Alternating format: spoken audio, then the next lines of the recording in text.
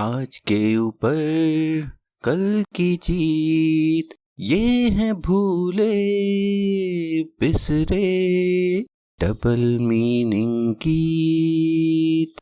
नमस्कार श्रोताओं, भूले बिसरे डबल मीनिंग गीत कार्यक्रम में आपका स्वागत है।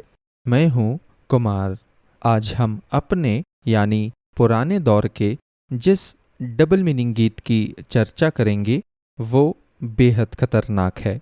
इतना खतरनाक कि अगर आपने वैसा किया जैसा कि इस गीत में कहा गया है तो आप जेल भी जा सकते हैं।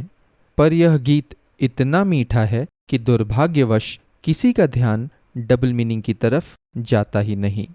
सन 1957 में आए इस गीत को लिखा है मजरूह सुल्तानपुरी ने, गाया है आशा भोसले और किशोर कुमार ने, और इसको फिल्माया गया है नूतन और देव आनंद पे। फिल्म का नाम है पेइंग गेस्ट। पहले कुछ पंक्तियां सुनिए। छोड़ दो आंचल, जमाना क्या कहेगा। हा इन अदाओं का जमाना भी है दीवाना, दीवाना क्या कहेगा। गीत की पंक्तियों से तो स्पष्ट है कि अभिनेता अभिनेत्री की साड़ी का आंचल खींचने का प्रयास कर रहे हैं। अपनी अस्मिता पर आंच आते देख अभिनेत्री गुहार लगाती हैं कि यह दुष्कर्म न करो, अन्यथा लोग क्या कहेंगे। लज्जा से पानी पानी होने के बजाय अभिनेता बेशर्मी की सीमा लांघते हैं और कहते हैं कि लोग भी इसी उत्तेजना के दीवाने हैं। शायद अभिनेता समझते हैं कि उनकी तरह पूरी दुनिया भी बी ग्रेड फिल्मों की दीवानी है।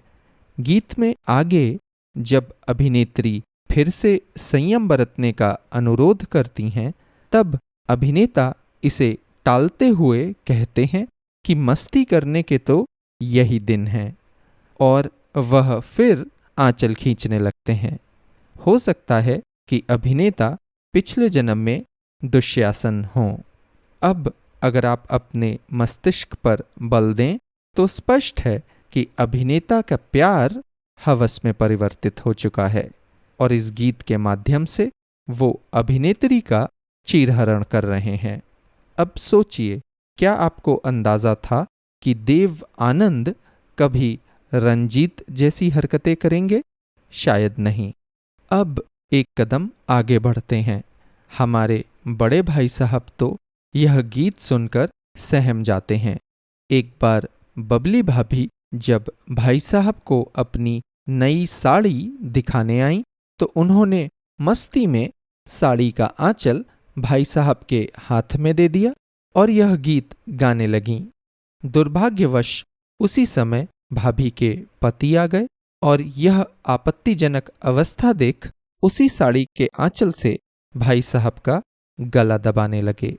कहते हैं कि जब भाई साहब ने इशारा किया कि आंचल खींचने से भाभी की साड़ी की प्लेट खराब हो रही है, तब जाकर वह छूट सके। आज की कड़ी में बस इतना ही। नमस्कार।